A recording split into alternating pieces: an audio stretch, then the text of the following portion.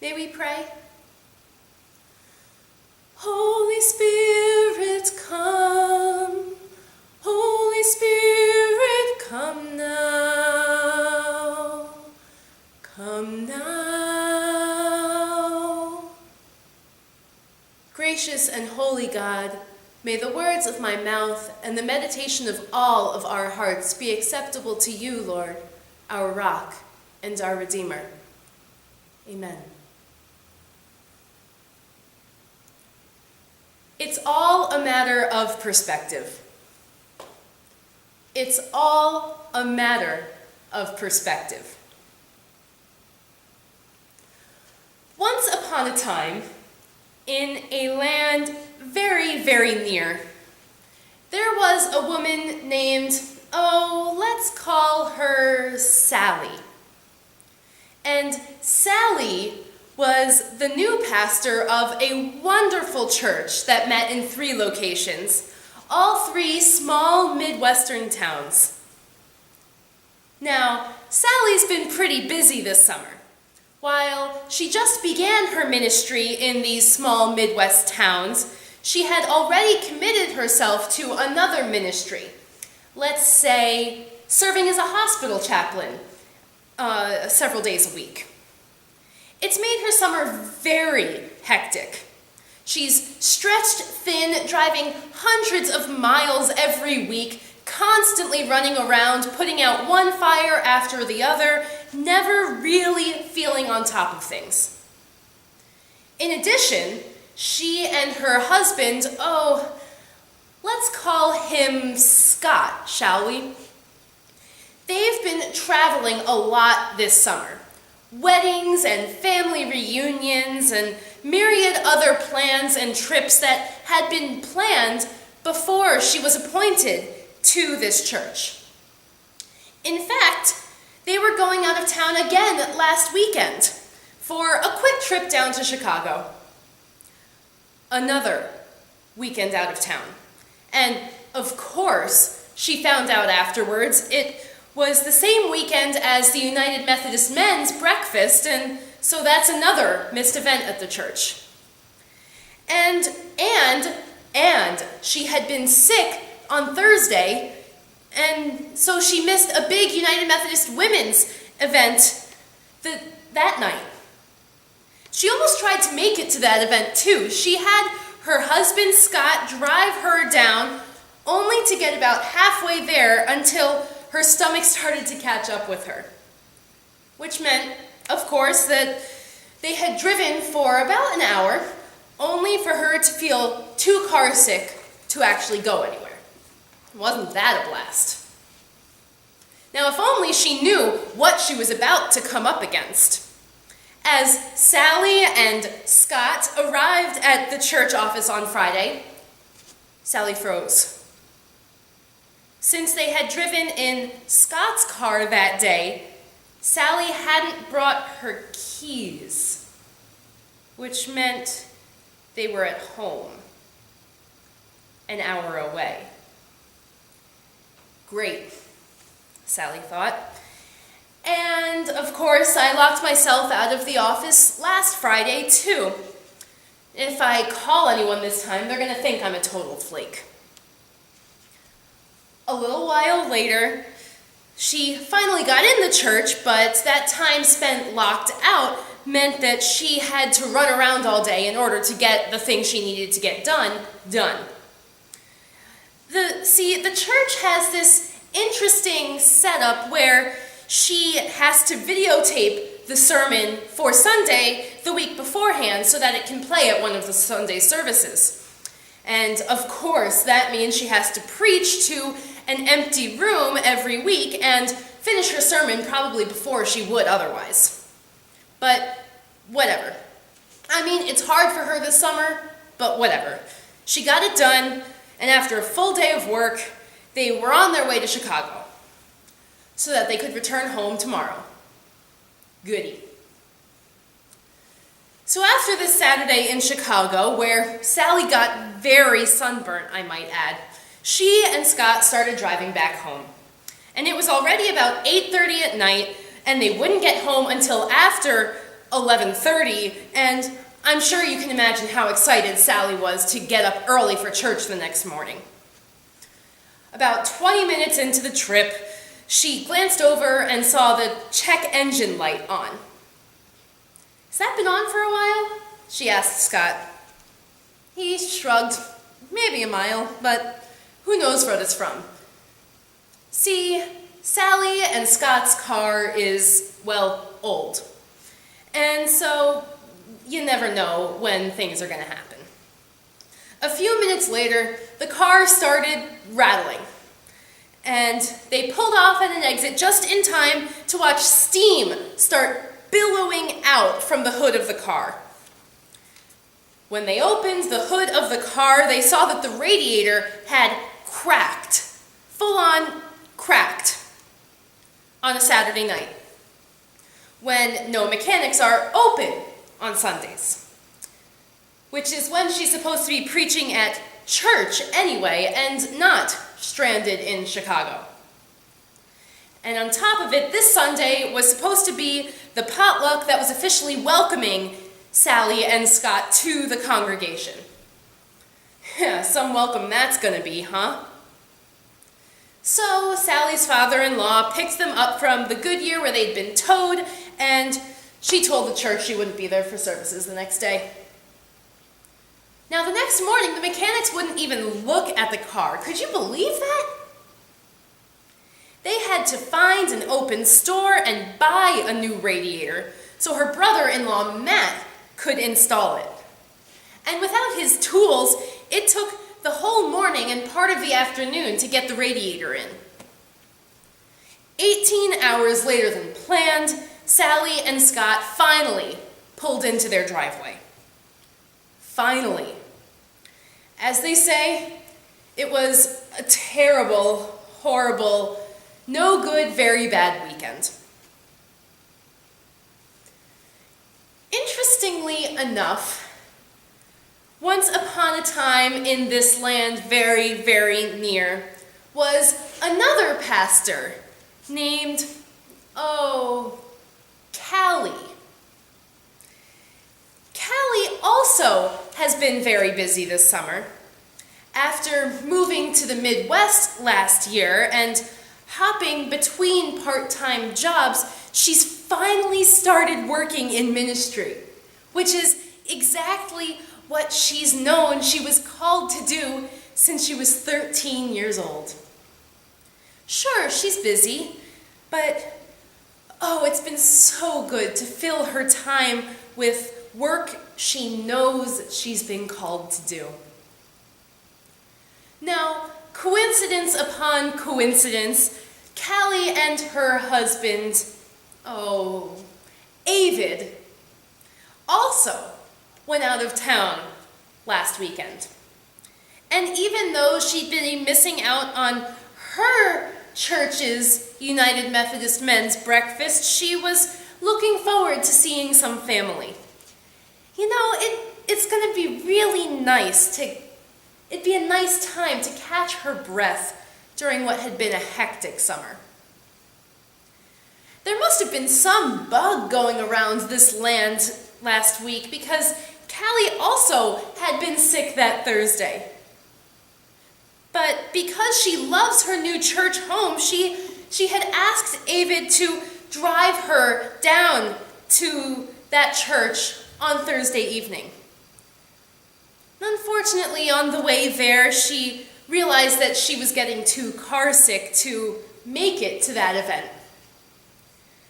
And when she told Avid, though, he couldn't have been kinder about it. "That's okay," Avid said. "We'll turn around and go home. You lay down and see how you feel better. And anyway, it's been nice to have this past hour to just sit by ourselves and talk." Callie pushed her seat back and closed her eyes and said a little prayer of gratitude for her husband and just sat back enjoying herself the rest of the ride home. Now on Friday, Callie and Avid turned down to go to the church office in Avid's car. And as they walked up to the office door, Callie froze. And she realized she had left so quickly in the morning she had forgotten her keys. Now, luckily, a member of the congregation who had keys to the church was home and able to lend them to her that day. What's even more, they had a delightful conversation. Callie got to see that member's house and was blessed to learn a little bit more about her. Later on, she got to have yet another conversation with another member of the congregation, since she had to enlist his help to get into another building without her keys. She finally felt like she was starting to connect with folks in this congregation, which is something she'd been yearning to do for a month. She finished her day actually grateful that she left her keys at home. But Callie still made a mental note to make a few extra copies to keep in her husband's card, just in case. Callie and Avid had a wonderful day in Chicago with her family. It was a beautiful, sunny day. You could even tell from the rosy hue on their shoulders afterwards. And it was so refreshing to spend the day with family. After dinner, they headed for home, prepared for, well, a short night's sleep before what she prayed would be a beautiful church service in the morning. And you'll never believe what happened next. Callie and Avid's radiator cracked too. Luckily, they had pulled off the highway and so weren't stuck on the shoulder on I-94. And additionally, Avid's cell phone still had battery life in it, so they were able to call the tow truck and their family. And since the rest of the family had already planned to be in town for another night, Callie and Avid had a place to stay. As unfortunate as the situation was, it really could have been worse. An extra half day to spend with their family meant more time hanging out and eating and sharing stories together. Now, something's in the water out here because the congregation that Callie is serving also videotapes their sermons for one of the locations each week. She realized how very lucky she was that they did this on that Saturday night at 9:30 in the evening with the beep of the tow truck screeching in the background. She was able to call one of her fantastic lay leaders and plan for him to make sure that all the services showed the video in the morning. Despite her lack of control in just about anything at this moment, the service would continue to go on as planned. Praise be! After breakfast the next morning, her fantastic brother-in-law, Matt, was able to find a radiator that fit Callie and Avid's car nearby and replace it himself. Sure, it took some time, but frankly, it cost them a fraction of what it would have at the auto body shop. And when Callie and Avid got home that evening, they realized that they had vegetables waiting for them in the garden. Without any help from them at all, the vegetables had grown and promised them a tasty dinner that evening. As they overturned zucchini leaves and rustled through tomato bushes, Callie thanked the Creator of all that they hadn't been lost and alone this weekend, but through it all, they were loved and protected, embraced with the light of hope and promise.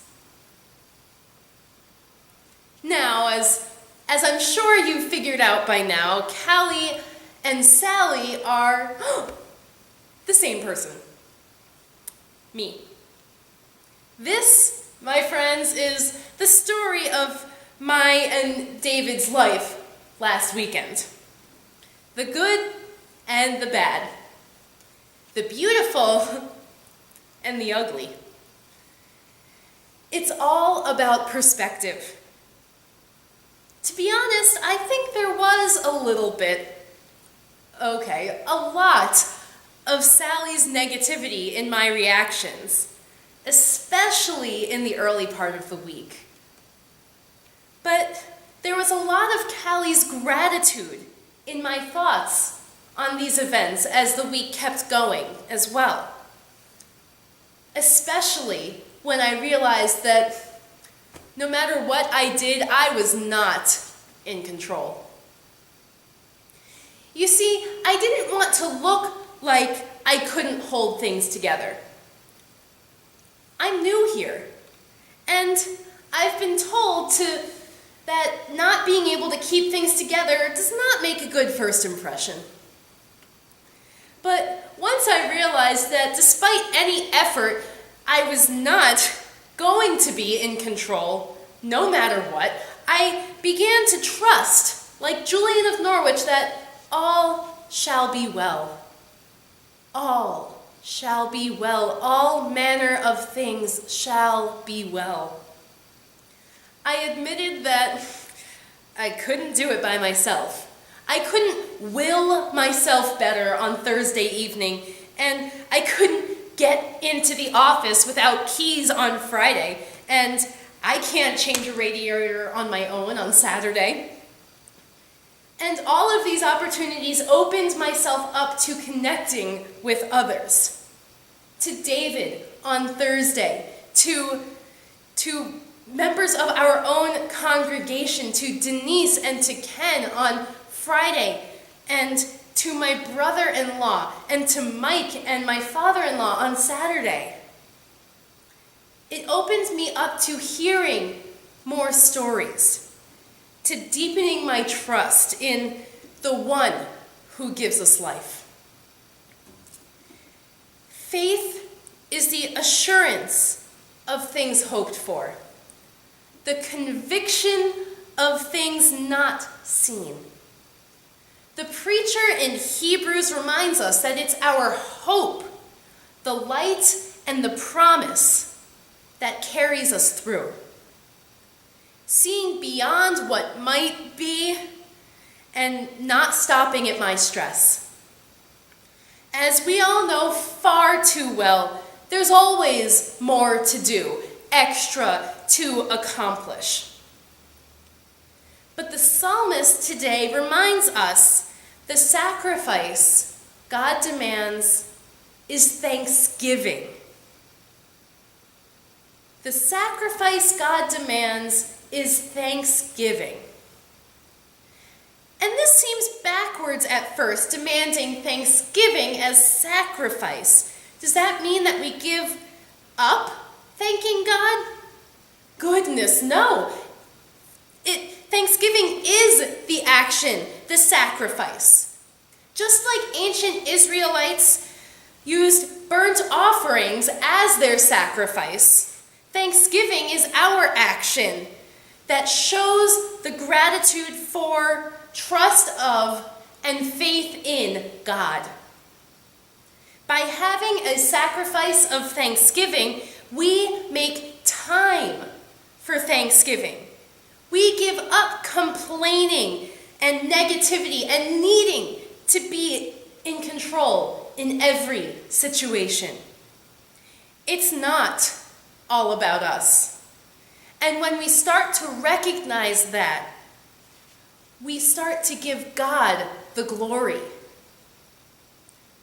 Life happens, but it's faith, the evidence of things hoped for and the existence of things unseen that changes how we're going to see what it is that has happened.